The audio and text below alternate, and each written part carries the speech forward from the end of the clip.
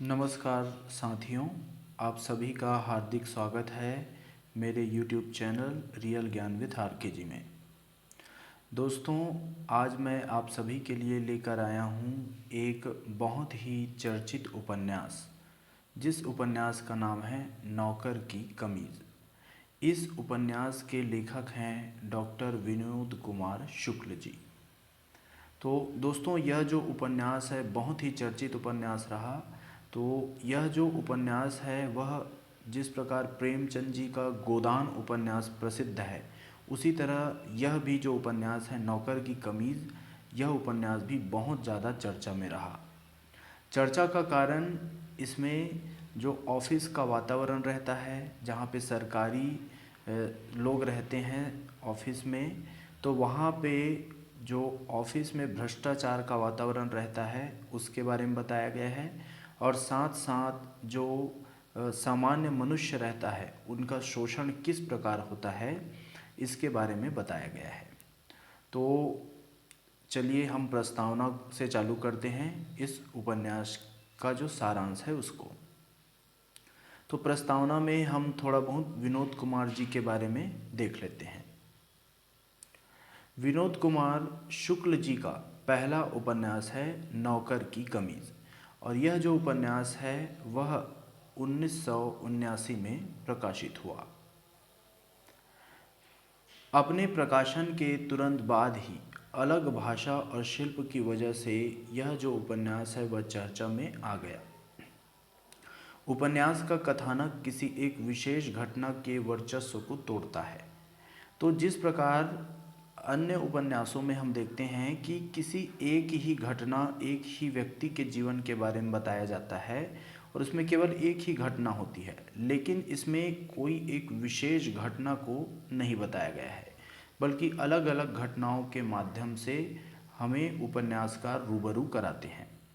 तो लेखक छोटी छोटी घटनाओं को गढ़ता है और ये घटनाएं आपस में जुड़कर एक कथानक की सृष्टि करता है। उपन्यास के पात्र कोई बात कहते हैं और इस बात से दूसरी बात निकलती जाती है, और इसी क्रम में लेखक कोई एक ऐसा वाक्य लिख देता है जिससे पूरी बात में एक अर्थ भर जाता है। तो यह जो अर्थ निकलता है, यही जो अर्थ है, यही उपन्यास के प्राण बन जाते हैं। एक साधारण से संवाद को लेखक का एक वाक्य नए अर्थ की ओर ले जाता है।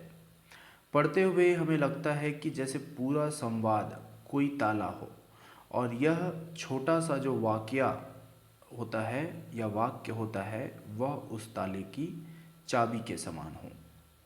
विनोद कुमार शुक्ल जी मूलतः कवि हैं।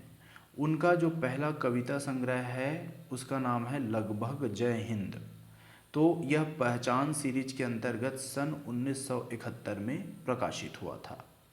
इसके अलावा उन्होंने अनेक पत्र पत्रिकाओं में उनकी जो कविताएं हैं और कहानियां छपती रही।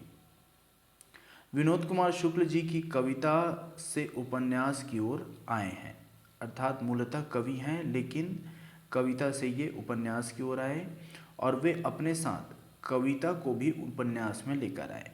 इनके उपन्यास में कविताएं भी दिखाई देती है। विशेषकर अपने तीसरे उपन्यास में कविता को भी साथ में लेकर आए। तो इसका तीसरा उपन्यास है दीवार में एक खिड़की रहती थी। इसमें हम देख सकते हैं कि इसमें कविताओं का भी समावेश इन्होंने किया है। तो यह जो उपन्यास है दीवार में एक खिड़की रहती थी, इस उपन्यास पर वर्ष 1999 में विनोद कुमार शुक्ल जी को साहित्य अकादमी का पुरस्कार भी मिल चुका है। इस तरह से हमने शुक्ल जी के बारे में जान लिया। अब हम आगे देखते हैं नौकर की कमीज का कथासार। नौकर की कमीज जो उपन्यास है, यह घर और दफ्तर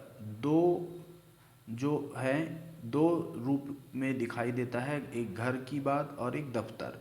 तो यह दो खंभों के बीच तनी हुई रस्सी पर संतू बाबू और उनकी पत्नी के चलने की कथा है।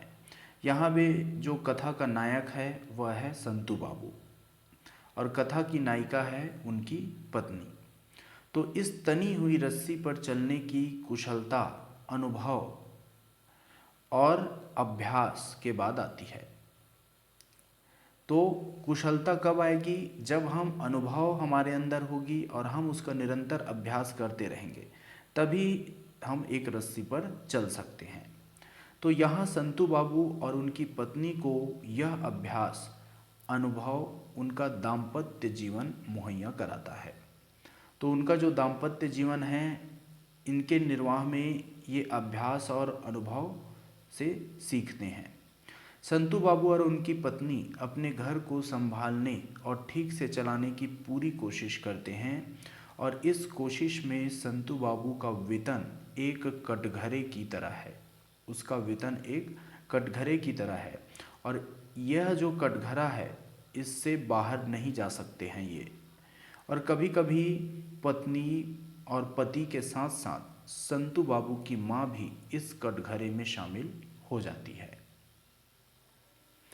संतू बाबू का एक भाई है और उसका जो भाई है अपनी पत्नी और 2 बच्चों के साथ एक दूसरे कस्बे में रहता है। माँ दोनों भाइयों के आसपास आती जाती रहती है। बीए पास करने के बाद नौकरी लगने पर संतू बाबू की शादी हो गई है। पढ़ाई और बेकारी के खत्म होने के इंतज़ार के बाद संतू बाबू एक सरकारी दफ्तर में क्लर्क बने हैं। तो इस तरह से संतू बाबू ने पढ़ाई किया, साथ साथ बेकारी का दिन भी रहा, बेरोज़गार रहे। फिर बहुत दिनों बाद इन्हें एक जॉब लगता है, दफ्तर में क्लर्क बन जाते हैं। इसलिए बकौल संतू बाबू शुरू में छुट्टी के दिन की आदत मुझे नहीं पड़ती थी। यह बोलते हैं कि शुरू में छुट्टी के दिन की आदत मुझे नहीं पड़ती थी। छुट्टी का दिन मुझे बेकारी का दिन याद दिला देता था। छुट्टी का दिन नौकरी से अलग कर दिया गया दिन लगता था। तो इस तरह से इन्होंने कहा है कथानक में। तो छुट्टी का जो दिन था वह संतू बाबू को चैन नहीं देता था और चैन के बजाय उन्हें बेचैन कर देता था। संतू बाबू अपनी पत्नी के साथ किराए के 2 कमरों वाले मकान में रहते हैं। मकान मालिक शहर का एक बड़ा डॉक्टर है और उसे किराएदार की सुविधा असुविधा से कोई मतलब नहीं रहता, सिर्फ किराए से मतलब है। उनकी पत्नी है, जो डॉक्टर साहब की पत्नी हैं, वह अपनी अमेरी के रौब में संतू बाबू की पत्नी से अपने घर का काम करवाती है। दफ्तर का साहब अपने पद का लाभ उठाते हुए संतू बाबू और दूसरे क्लर्कों से अपने घर का काम करवाता है। तो इस प्रकार से जो डॉक्टर जिनके घर में ये लोग रहते हैं, संतू बाबू और उनकी पत्नी, तो उनकी पत्नी से डॉक्टर की बीवी काम कराती है और संतू बाबू और दूसरे क्लर्कों को इनके दफ्तर का जो अधिकारी है, जो दफ्तर का साहब है, वह काम करवाता है। तो संतू बाबू और उनकी पत्नी इस परिस्थिति से जूझते हैं और इससे मुक्ति की राह तलाशने की कोशिश करते हैं। अपनी इस कोशिश में वे अपने जैसे दूसरे लोगों को भी शामिल करते हैं। नौकर की कमीज़ में एक सरकारी दफ्तर का परिवेश है और इस उपन्यास में एक आम सरकारी दफ्तर की कार्य प्रणाली को सूक्ष्मता से दिखाया गया है। विनोद कुमार शुक्ल ने एक ईमानदार क्लर्क की नज़र से एक सरकारी दफ्तर को देखने की कोशिश की है। उपन्यास में देखते हैं कि संतू बाबू का चरित्र है वह विशिष्ट लगता है। वे बाकी लोगों से तनिक अलग सोचते हैं। वे अपने निजी स्वार्थ की जगह पूरे समाज की भलाई पर ज़्यादा जोर देते हैं।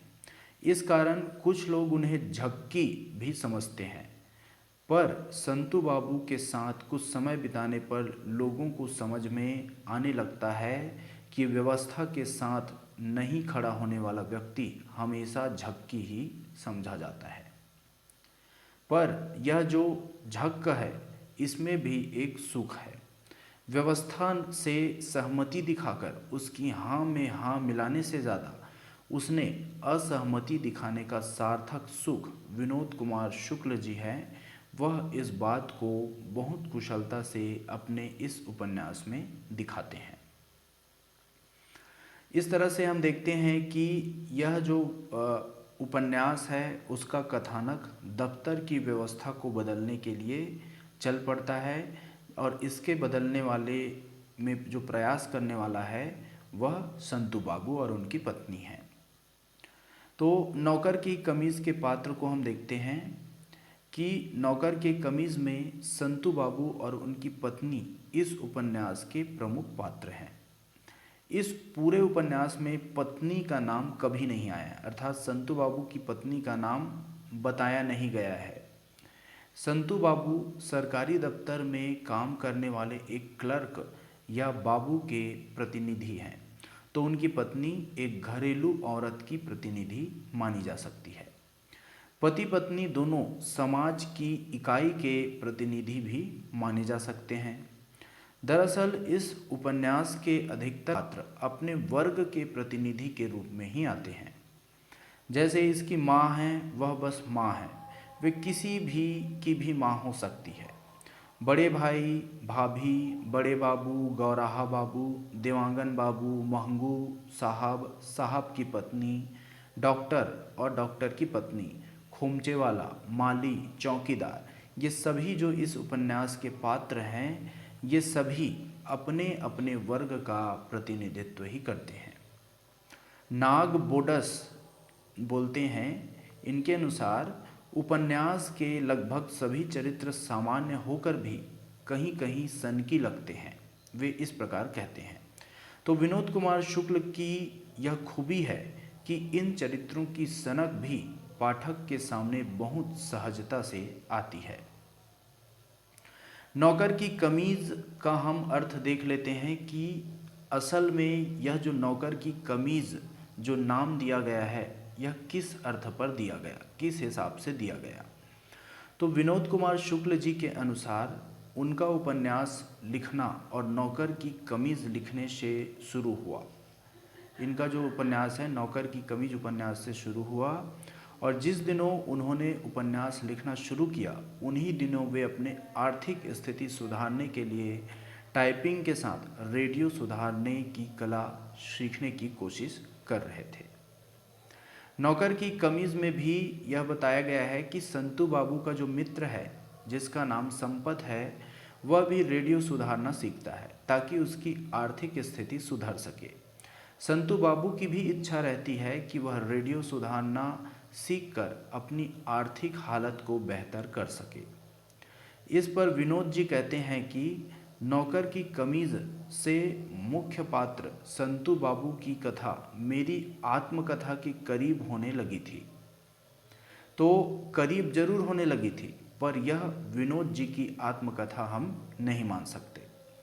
विनोद जी उपन्यास के पात्रों से अपनी करीबी के खतरे को समझ रहे थे। उन्हें पता था कि वे आत्मकथा या आत्मकथात्मक उपन्यास नहीं लिख रहे हैं। इस तरह से हम यह जान सकते हैं, यह समझ सकते हैं कि यह जो उपन्यास है नौकर की कमीज़, यह उनकी आत्मकथा नहीं है। भले ही इसकी कथा में विनोद जी के जीवन की कुछ कथाएं आ गई है। हिंदी के आलोचक डॉक्टर नामवर सिंह का मानना है कि आत्मकथा लिखने के कई तरीके होते हैं। कुछ लोग दूसरों के बहाने अपने बारे में लिखते हैं, तो कुछ लोग केवल अपने बारे में ही लिखते हैं और कुछ लोग अपने साथ साथ दूसरों की खबर लेते चलते हैं और कुछ लोग अपने बहाने दूसरों के विषय में बात करना पसंद करते हैं। तो इस तरह से हम देखते हैं कि विनोद कुमार शुक्ल ने नौकर की कमीज से एक साथ अपनी और अपने जैसों की कहानी कहने की कोशिश की है, या हम यह कह सकते हैं कि अपने जैसों की कहानी कहते कहते खुद उनके जीवन की कुछ झांकी भी इस उपन्यास में आ गई है। इस क्रम में अनायास ही उनके और उनके जैसे लोगों के परिवेश की कथा भी शामिल हो गई है। विनोद कुमार शुक्ल व्यवस्था और उसके शोषण के असली रूप को हमारे सामने लाना चाहते हैं। इसके लिए वे समाज की इकाई परिवार को चुनते हैं और परिवार में भी वे परिवार की इकाई पति पत्नी को चुनते हैं और पति पत्नी के माध्यम से वह शोषण का असली रूप और व्यवस्था, सामाजिक व्यवस्था को हमारे सामने लाकर दिखाते हैं। व्यवस्था के रूप में जिस इकाई को वे चुनते हैं वह एक सरकारी दफ्तर है। तो व्यवस्था क्या है यहाँ पे? एक सरकारी दफ्तर। संतू बाबू इसी दफ्तर में सरकारी नौकरी करने लगे हैं। नौकर यानी क्लर्क या बाबू। संतू बाबू को लंबी बेकारी के बाद यह नौकरी मिली है, इसलिए वह पूरी ईमानदारी और मेहनत से नौकरी करना चाहते हैं। छुट्टी का दिन उन्हें बेचैन करता है। संतू बाबू की बेचैनी का आलम यह है कि छुट्टी के दिन भी वह ऑफिस घूमने फिरने चला जाता है और वह दफ्तर पहुंच जाता है ताकि दफ्तर में अपनी नौकरी होने का एहसास कर सके। हालांकि छुट्टी के दिन तो दफ्तर में ताला लगा होता था, इसलिए वे कोई काम नहीं कर पाते। शीशे की खिड़की को खटखटाकर आवाज़ करके सरकारी फाइलों पर बैठे चूहे को भगाने की कोशिश करते हैं। इसे वे दफ्तर का ही काम मानते हैं। इस तरह संतू बाबू को नौकरी में होने का सुख है, पर ईमानदार क्लर्क होने के कारण उन्हें दफ्तर में अच्छा बाबू नहीं समझा जाता। वे अपनी ईमानदारी के कारण संतू बाबू दफ्तरी व्यवस्था में खुद को फिट नहीं कर पाते। यहाँ यह भी कहा जा सकता है कि व्यवस्था में वह खुद को फिट नहीं कर पाते। संतू बाबू के लिए दफ्तर की व्यवस्था एक ऐसी कमीज़ है जिसे वो पहनना नहीं चाहते। यह जो कमीज़ है उस नौकर की कमीज़ के समान है जिसे साहब ने अपने नौकर के लिए पहले से बनवा कर रखा है। दरअसल नौकर की जो कमीज़ है यह एक सांचा था और जिससे आदर्श नौकरों की पहचान होती थी। व्यवस्था भी एक ऐसी ही कमीज़ है जो पहले से बनाई गई है और संतू बाबू व्यवस्था की कमीज़ को पहनना नहीं चाहते। वे अकेले व्यवस्था को तोड़ने की क्षमता भी नहीं रखते और व्यवस्था बड़ी और पुरानी है, मजबूत और जटिल है। इसे तोड़ने के लिए, कोशिश करने के लिए एक संतू बाबू की ज़रूरत नहीं होगी। मतलब एक संतू बाबू व्यवस्था को नहीं तोड़ पाएगा और संतू बाबू इस बात को खूब समझते हैं। वे जानते हैं कि व्यवस्था का समुद्र बहुत बड़ा है, इससे अकेले लड़ पाना कठिन है। इसलिए उनकी इच्छा है कि दौड़ते हुए समुद्र को इतना छोटा कर देना है कि उसके चारों तरफ चौकस नज़र रहे। दोस्तों की संख्या बढ़ाकर दुश्मन को घेर लेना है। तो वह इस प्रकार का सोच रखता है। अब देखते हैं नौकर की कमीज में व्यक्त दाम्पत्य जीवन। संतू बाबू दोस्त बनाने की शुरुआत घर से ही करते हैं, व्यवस्था को, क्योंकि उन्हें तोड़ना है। संतू बाबू की सबसे अच्छी दोस्त है उनकी पत्नी। संतू बाबू का अपनी पत्नी से यह कहना कि जो कुछ भी मेरे पास सुख है वह तुम्हारे से है, काफ़ी मायने रखता है। पत्नी सिर्फ प्रेम में ही सहभागी नहीं है, वह संघर्ष में भी साथी भी है। और विनोद जी लिखते हैं कि संघर्ष का दायरा बहुत छोटा था, प्रहार दूर दूर से और अधिक धीरे धीरे होते थे, इसलिए चोट बहुत ज़ोर से नहीं लगती थी।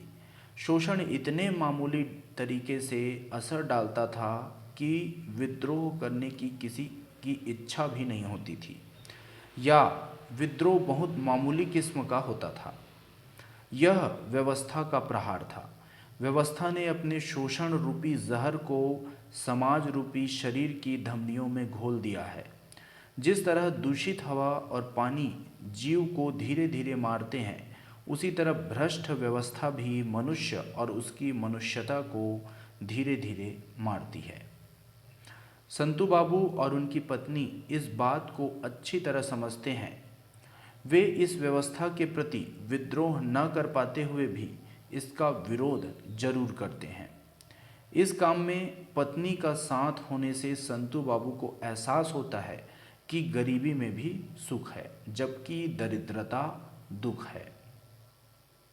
गरीबी के दुख को हिंदी में बहुत से रचनाकारों ने दिखाया है, पर गरीबी में छिपे सुख को दिखाने का काम संभवतः पहली बार विनोद कुमार शुक्ल जी ने ही किया है।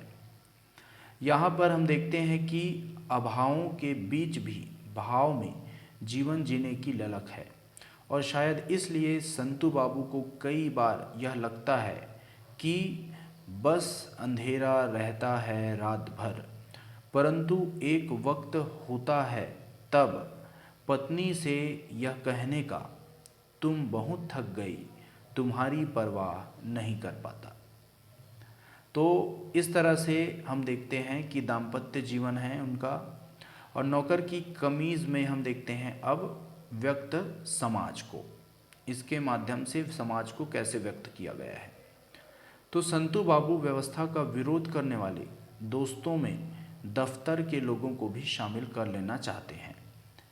यह आसान काम नहीं है, कारण दफ्तर के बड़े बाबू गौराहा बाबू और देवांगन बाबू सभी ने व्यवस्था से असंतुष्ट होते हुए भी इसे जस का तस स्वीकार कर लिया है। संतू बाबू उनके मन में दबी विरोध की तेल से भींगी बाती को उकसाकर उसे चिंगारी दिखाने का काम करते हैं, और यह काम धीरे धीरे होता है। इसके लिए संतू बाबू को उनका विश्वास जीतना पड़ता है। साहब का विश्वास जीतकर व्यवस्था के सामने झुकने की अपेक्षा सहकर्मी का विश्वास जीतकर व्यवस्था का विरोध करना संतू बाबू को ज़्यादा ठीक लगता है। जीवन, समाज और संघ को बेहतर बनाने का यही सही तरीका है। जिस तरह पर्यावरण से प्रदूषण को एक झटके में नहीं हटाया जा सकता, उसी तरह व्यवस्था में भी व्याप्त जो भ्रष्टता है उसको एक दिन में ख़त्म नहीं किया जा सकता। इसके लिए एक लंबी लड़ाई और धैर्य की ज़रूरत है। यह धैर्य इसलिए ज़रूरी है कि व्यवस्था को भ्रष्टता लोगों का स्वभाव बना चुकी है। तो किसी का स्वभाव बदलने के लिए वक्त और धैर्य की ज़रूरत होती है। इस उपन्यास के माध्यम से यही बताया है। संतू बाबू को अच्छी तरह पता है कि एक बारगी कोई गर्दन काटने के लिए आए तो जान बचाने के लिए जी जान की लड़ाई होती है। इसलिए एकदम से गर्दन काटने कोई नहीं आता। पीढ़ियों से गर्दन धीरे धीरे कटती है, इसलिए खास तकलीफ़ नहीं होती, और गरीबी पैदाइशी होती है। पैदाइशी गरीबी के लिए कोई व्यवस्था को दोष कैसे दे सकता है? फलतः लोग मान लेते हैं कि यह गरीबी भगवान की दी हुई है, यह जन्मजात गरीबी है। तो हम देखते हैं कि यह जो व्यवस्था है यह चंद लोगों की सुविधाओं के लिए है, अतः इस व्यवस्था की डोर भी इन्हीं चंद लोगों के हाथों में है, और यही लोग जो हैं वही गरीबी का कारण है। इन चंद लोगों में सरकारी दफ्तरों के बड़े साहब, बड़े वकील, बड़े डॉक्टर, बड़े सेठ और बड़े नेता भी शामिल हैं। ऐसे अधिकतर लोग बड़ी उदारता से दान धर्मों का जो काम है उसको करने का ढोंग भी करते हैं कि हम तो गरीबी मिटाना चाहते हैं, पर वह मिटती ही नहीं तो हम क्या करें। दूसरी तरफ अधिकतर शोषित लोग उसी सोच के हैं जिस सोच का प्रेमचंद के गोदान का होरी महतो है, जो कहता है कि अगर पैर के नीचे गर्दन दबी हो तो गर्दन सहलाने में ही भलाई है। इसलिए नौकर की कमीज़ उपन्यास में दफ्तर में काम करने की जगह साहब को खुश करने की होड़ ज़्यादा है। साहब को नौकर की तलाश है, पर साहब नौकर नहीं ढूंढते, बल्कि दफ्तर के बाबुओं के बीच साहब के नौकर को ढूंढने की होड़ थी। इस होड़ में संतू बाबू शामिल नहीं हैं, और जब तक नौकर नहीं मिल जाता तब तक बाबू लोग ही नौकर बन जाना चाहते हैं। साहब को खुश जो करना है, और यह कैसी विडंबना है कि जिस व्यवस्था ने हमें जकड़ रखा है हम उसी के रखवालों से अपनी पीठ थपथपवाना चाहते हैं। आगे इन्होंने और भी बातें इस उपन्यास के माध्यम से की है कि व्यवस्था की डोर जिन लोगों के हाथों में है उनमें से एक बड़े साहब का अपनी पत्नी से संवाद का अंश जो है इसमें दिखाया गया है कि जो बड़े लोग हैं वो छोटे लोगों के बारे में, सर्वहारा वर्ग के बारे में क्या सोचते हैं। इसमें जो बड़े साहब हैं वह बोलते हैं कि मैं अपनी कमीज़ नौकर को कभी नहीं देना चाहूँगा। मैं जो पहनता हूँ उसे नौकर पहने यह मुझे पसंद नहीं है। मैं घर का बचा खुचा खाना भी नौकरों को देने का हिमायती नहीं हूँ। जो स्वाद हमें मालूम है उनको भी मालूम नहीं होना चाहिए। अगर यह हुआ तो उनमें असंतोष फैलेगा। तो इस तरह से बातें जो है वो बड़े साहब करते हैं। तो यह जो भ्रष्ट व्यवस्था के रखवाले गरीबों को सुख और भूखों को अच्छे भोजन की आदत नहीं लगने देना चाहते, हर संभव उन्हें इस स्वाद से वंचित रखना चाहते हैं। उन्हें बस इतना ही देते हैं कि वे साहब जैसे लोगों की गुलामी कर सके, गुलामी करने के लिए जीवित रहें। इस तरह से उनको गुलाम बनाया जाता है। ऐसे साहबों ने गरीबों को अपने बस में करने और अपना खरीदा गुलाम बनाने के तरीके बदल दिए। तो पहले गुलाम खरीद कर बनाया जाता था, लेकिन अब कैसे गुलाम बनाया जाता है, इसका जो तरीका है ये जो साहब हैं इन्होंने बदल दिया है। स्वतंत्र देश के लोकतंत्र में जोर जबरदस्ती नहीं की जा सकती और ज़रूरतमंदों को उपकार और एहसान से अब गुलाम बनाया जा रहा है। विडंबना यह है कि जीवन भर गुलामी करके भी एहसान करने वालों का एहसान नहीं उतारा जा सकता, क्योंकि अगर हम काम करके एहसान उतार सकते, काम करके एहसान उतारा जाता तो लोग कूली और मज़दूरों तक के एहसानमंद हो गए होते। ऐसा होता नहीं है, ऐसा हो सकने की उम्मीद भी नहीं है। विनोद कुमार शुक्ल जी पात्रों को संतोष बाबू के आसपास लाते हैं ताकि उनकी सामाजिकता को उभारा जा सके। जैसे माँ, भाई, भाभी, मित्र के अलावा कुछ ऐसे लोग भी हैं जिनसे संतू बाबू का सीधे कुछ लेना देना तो नहीं है।